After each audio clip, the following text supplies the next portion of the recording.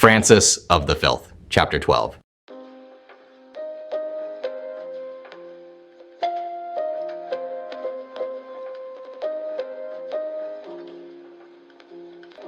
Time is not a line, but a dimension like the dimensions of space. Though Frank woke at a time in his New York bedroom, he was also aware of his own presence in other realms. It was an odd realization for him to stumble upon, but an exciting one as well.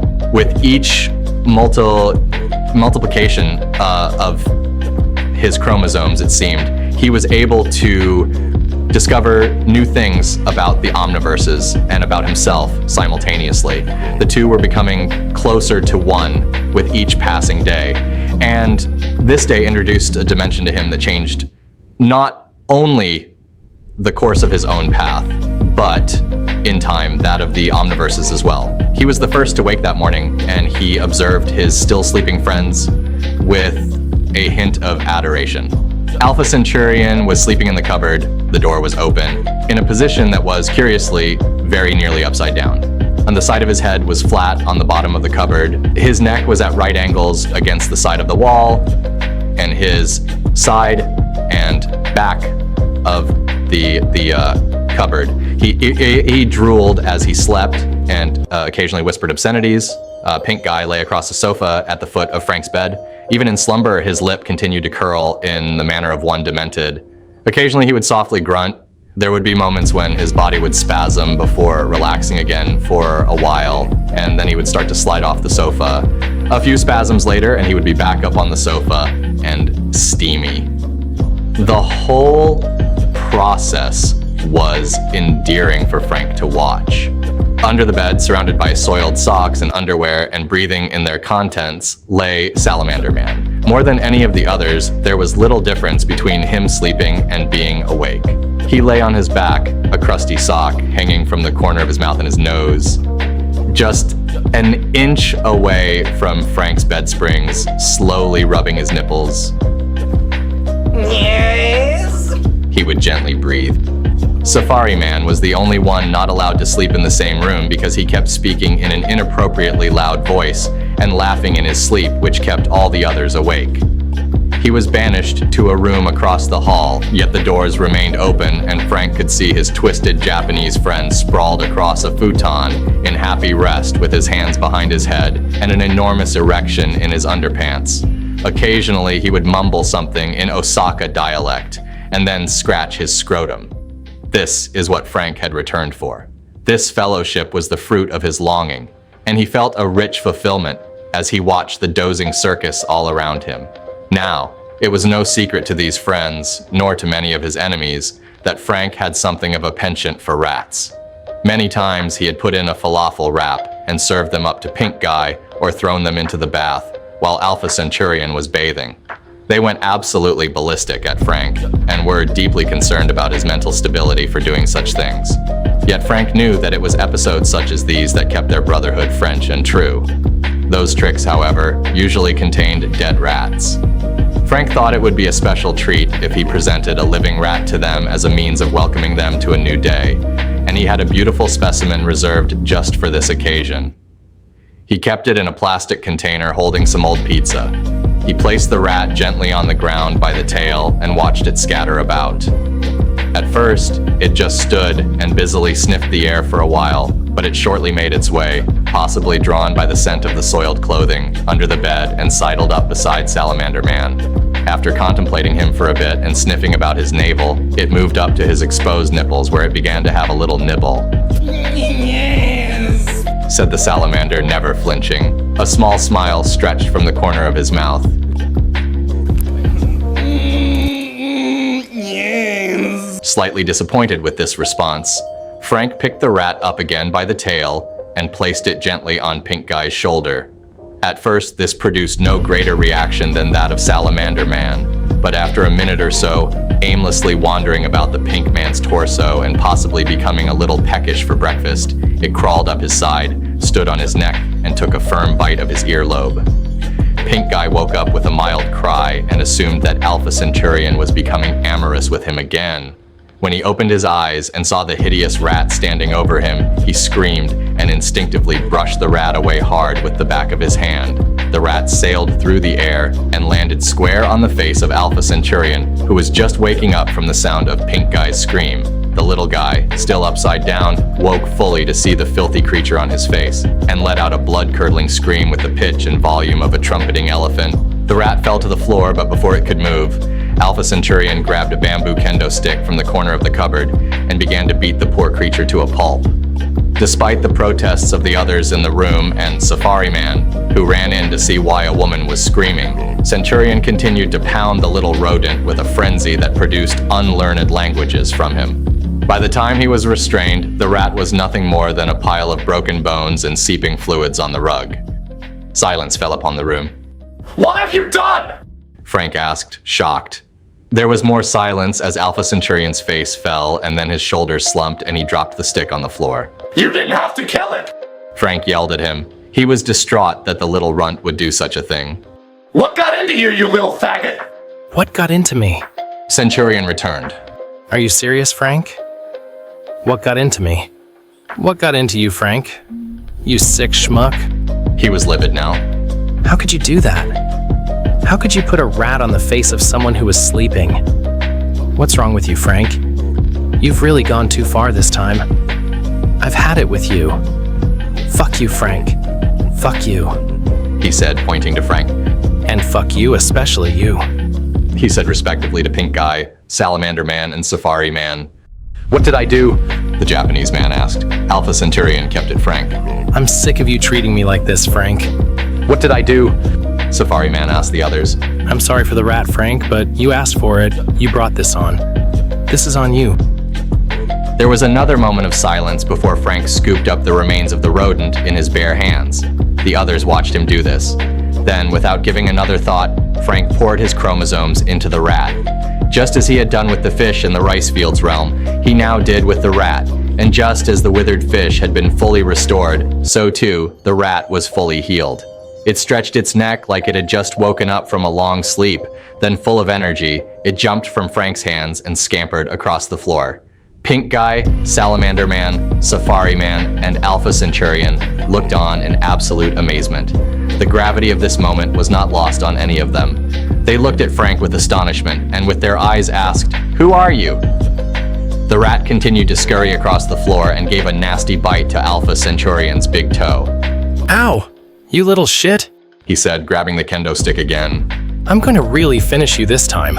But before he could get a swing in, he was held back by his pink and green friends, who were handicapped in the matter only by their raucous laughter. The rat ran to safety under Frank's bed. Frank was nonchalant about restoring the creature, despite its miraculous nature. To him, it was natural happening. There was nothing supernatural to it. It was a normal extension of his being. What did surprise him, though, was where the episode led him.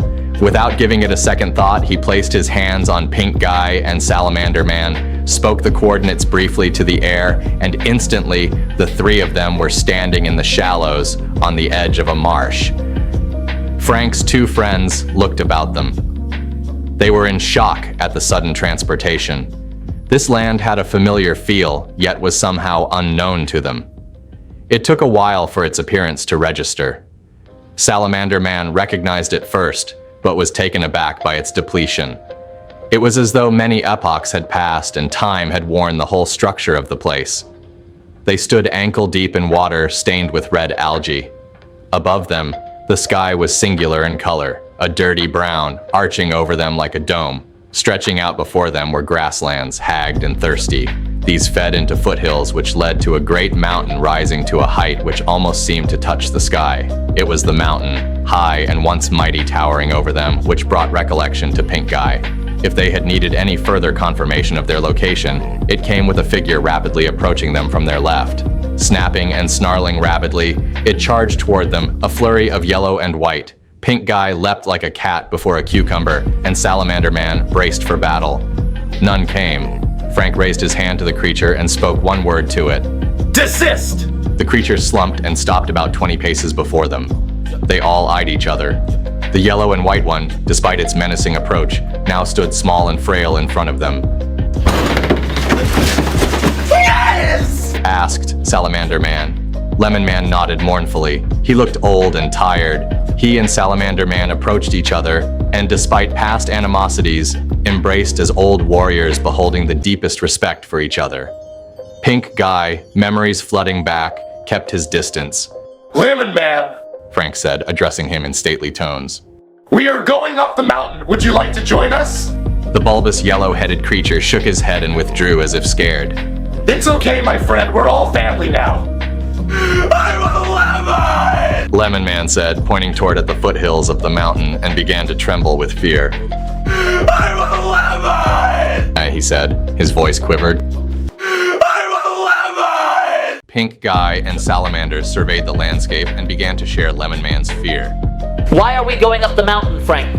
Pink Guy was perfectly lucid in this realm.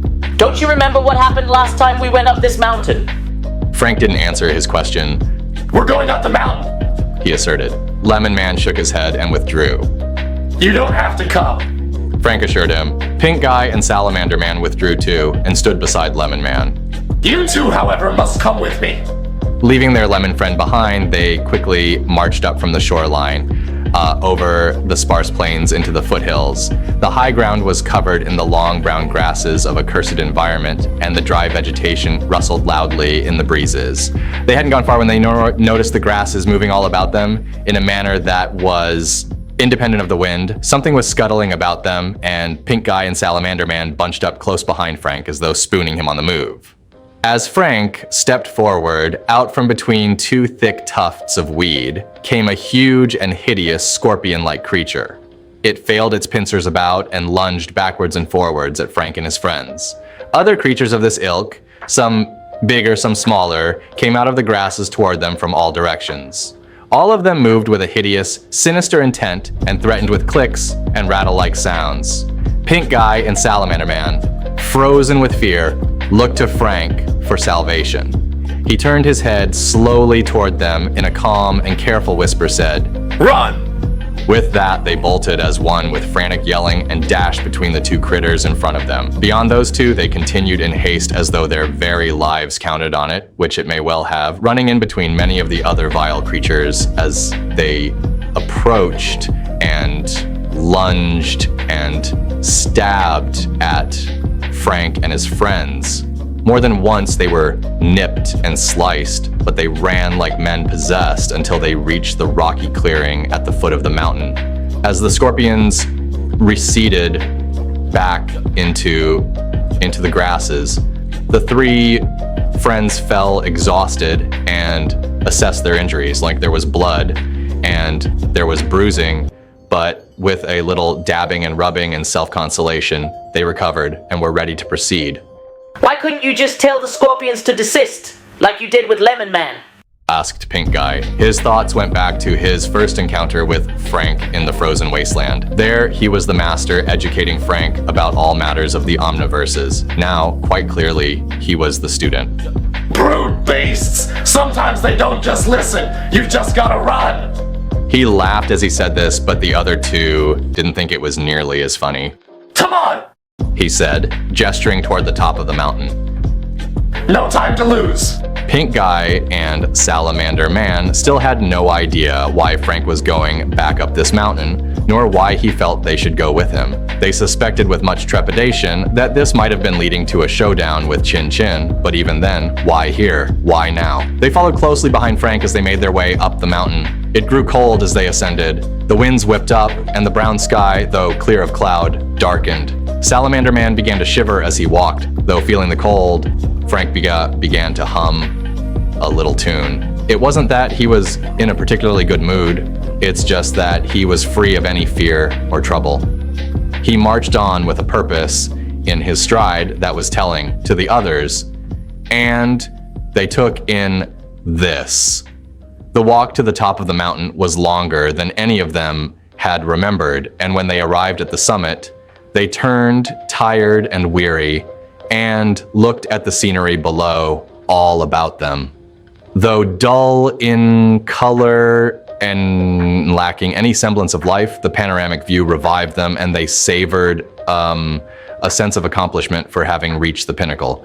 Yet it remained bitterly cold and windy, and the two friends turned to Frank and asked him to explain why they had come He didn't answer immediately, but rather began to wander about the summit area as though looking for something. He was methodical in this. He began from the very point of the mountain and then slowly descended in concentric circles, covering every square inch of the land.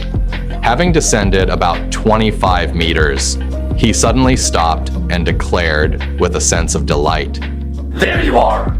He bent over and picked up an object that was at first wholly unidentifiable to his pink and green friends. It wasn't until Frank carried the piece over to them that they realized with sad horror what it was. There, lying dry and decrepit in his hands, was the decomposed torso of Negi Generation 4. He's still here! Now help me find his limbs! The two friends joined him in their grim search for Negi Generation 4's remains. It didn't take long, though there was little left of his left leg and only a few bone fragments of his right arm. Pink Guy was touched that Frank would remember Negi Generation 4 so fondly and want him to give a proper burial. It was rare to see such a tender side to Frank, and it strengthened the loyalty that the two friends already had for him. Where shall we dig the grave, Frank? Here on the mountain or down on the foothills?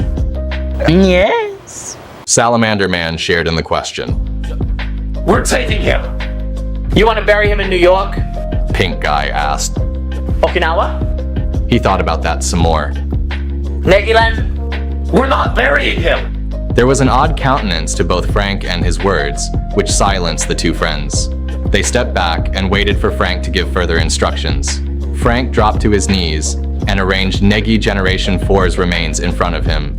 He lay upon the Negi, forehead to forehead, chest to chest, hip to hip, foot to foot.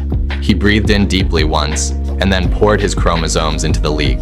This was not a singular transaction. It was a series of fillings, and each one brought visible change to the color, substance, and spirit of Negi Generation 4. Pink Guy and Salamander Man stood entranced by the encounter. On and on, Frank poured his chromosomes, millions upon millions of them. And as he did, the friends could observe before their very eyes the bones reconnecting, the sinew reforming, the flesh restoring, and the very body reviving. Even when Negi's eyes opened, a little smirk emerged on his lips. Frank continued to lie upon him and pour into him his chromosomes. He seemed to know innately when the work was complete. After a time, Frank rolled off Negi Generation 4 and lay upon the cold earth, seemingly emptied of life. Pink Guy and Salamander Man approached him cautiously and with a sense of great concern. Yet before they could draw near, Negi Generation 4 hopped to his feet and said, The likely 4 through in Shazam. He looked so happy. He gazed at the two friends with an enormous grin and, bouncing for joy on the balls of his feet, said, Agates to the fronds. He then doubled up in laughter. As though lifted by the jolly sounds, Frank sat up. He seemed weak but well. He stood and walked over to the Negi. Nice to see you, old friend! Didn't think we could leave you in such disarray! Over for Stark and by a holy nearly. Negi bowed before Frank. Yeah, nice to have you back! With the passing moments, Frank's vitality returned to him. Never felt better, Salamander Man, never felt better! Yes. No, I'm not being polite. I really feel fantastic. I feel better than I've ever felt before. Frank stretched and turned about as he said this. You must have used a lot of chromosomes, Frank. Are we okay to get back? Frank looked at him with a smile that was gentle yet slightly creepy. Every chromosome I gave to our leaky friend here has already returned to me many times over. You have no idea how pulsing with life I am right now. Pink Guy and Salamander Man were equally pleased and fearful to hear this. While Frank had grown curious as to his condition, his two friends now grew afraid. They'd never seen such turns of life or such confidence in Frank, and while they were glad to be on the same team, a hint of fear entered their minds. What if they weren't on the same team? These fears were subdued by the sheer joviality of the balderdash who began to run around from the mere thrill of being alive. Occasionally, he would leap as he ran and shout, Befall! Polar!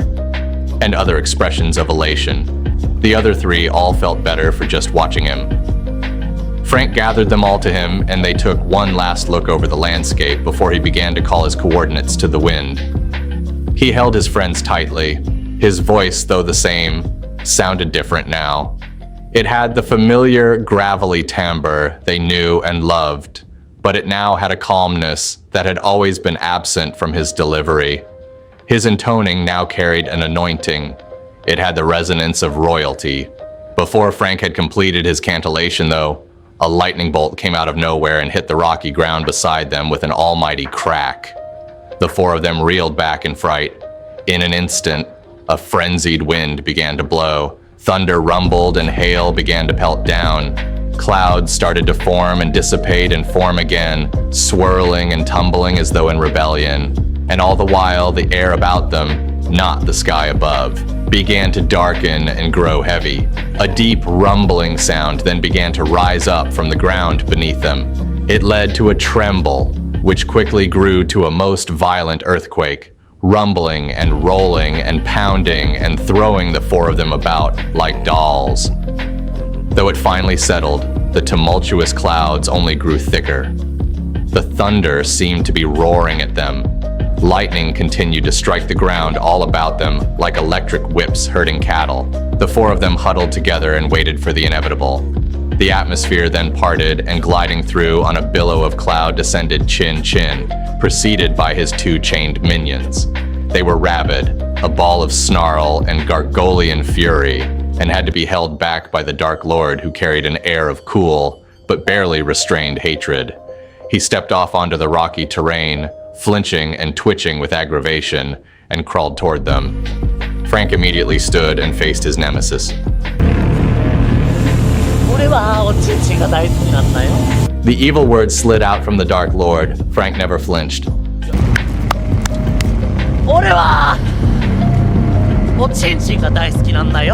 There was so much hatred in his utterance. Frank stood his ground, and this only served to antagonize Chin Chin. Trembling and afraid, Negi Generation 4 came and stood beside Frank, holding onto the tail of his familiar blue shirt. Chin Chin looked at the Negi, confused. He peered at him with eyes that shuddered. He looked at Frank, then back at Negi, then back at Frank again. He couldn't believe what he was seeing.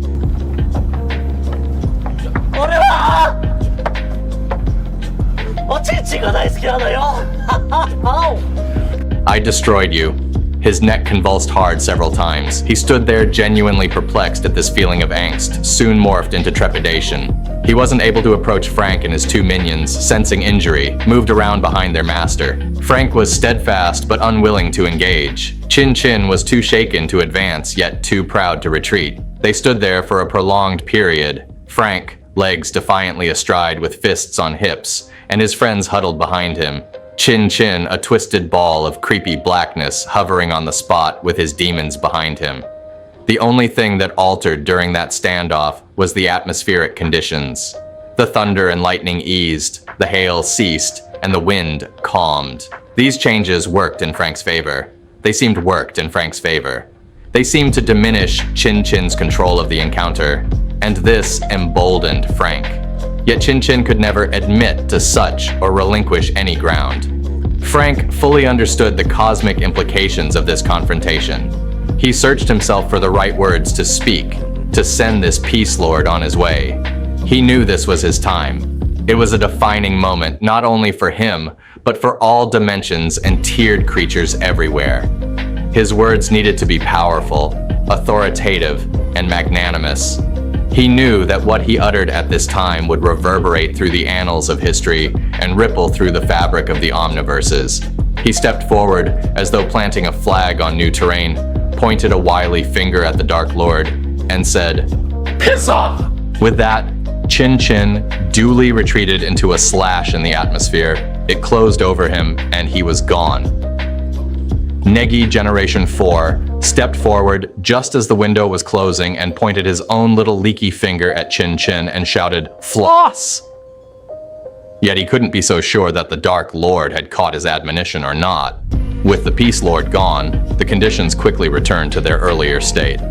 What remained, however, was one minion. The gateway had closed before it had entered, and it remained on its own, looking very silly and sheepish, and somehow only half the size it was before. Down! Frank said to it, pointing down the mountain.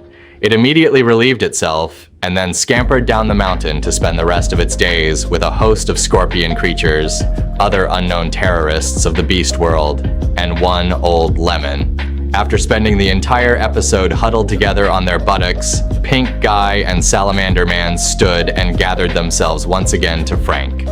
If the resurrection of Negi Generation 4 wasn't enough of a miracle to last them a lifetime, Frank's defiance of Chin Chin certainly was. They knew what this meant.